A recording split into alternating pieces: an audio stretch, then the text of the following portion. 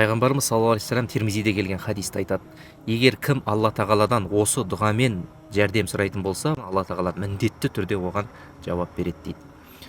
Бұл Юнус алейхиссаламның дұғасы. Юнус алейхиссаламды еске алайықшы, ол теңіздің ортасында киттің ішіне түсіп кеткен еді да. Қараңғылықта Алла тағаладан осы дұғамен жәрдем сұрады. Қандай дұға? Ла илаха илля ант субханака инни кунту миназ залимин. Алла тағалам, сенен басқа ешқандай тәңір жоқ. Сен бүкіл кемшілік атаулыдан пәксің, расында мен өзіме зұлымдық қылдым. Бұл дұғаның артықшылығы қандай? Бұл жерде тәухид бар. Ла илаха илля ант, сенен басқа тәңір жоқ. Субханак, сен кемшілік атаулыдан пәксің. Инни кунту миназ залимин. Бұл тәубе деп аталады.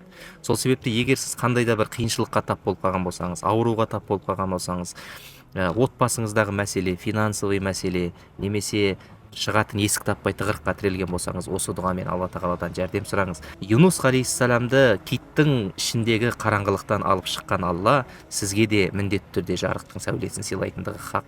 Юнус алейхиссаламды сондай тығырықтан шығарған Алла, егер сіз осы дұғамен сұрайтын болсаңыз, Алла тағаладан міндетті түрде сізді қиындықтан шығарып сұрағаныңызды беретін болады.